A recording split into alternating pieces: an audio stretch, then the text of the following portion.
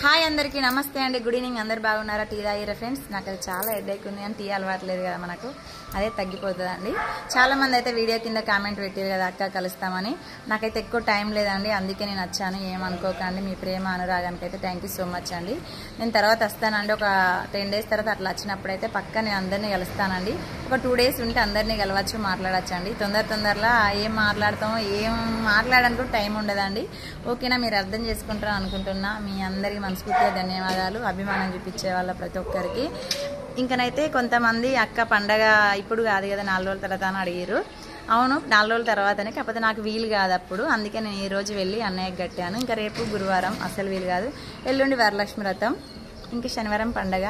ఇంకా అప్పుడు మా సార్కి డ్యూటీ ఉంటుంది, తీసుకెళ్ళాడు. కాబట్టి ముందుగానే వెళ్ళి కట్టేసి వచ్చినామండి. ఇంకొక స్వరూప్ అనేట కామెంట్ పెట్టిందండి. నేను పొద్దున ఒక వీడియో పెట్టినా కదా, అన్న తమ్ముళ్ళు ఉన్న వాళ్ళకి ఆ విలువ తెలియదని. దానికి ఆమె ఏం పెట్టిందంటే, అక్క ఎప్పుడు ఏదో ఒకటి అంటావన్నావు కదా సిస్టర్, అది బాధపడే వాళ్ళకి తెలుస్తుంది, వినే వాళ్ళకి తెలియదండి.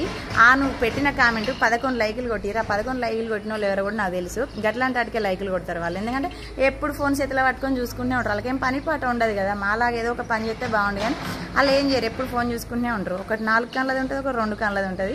వీళ్ళకి ఏం పని పాట ఉండదండి.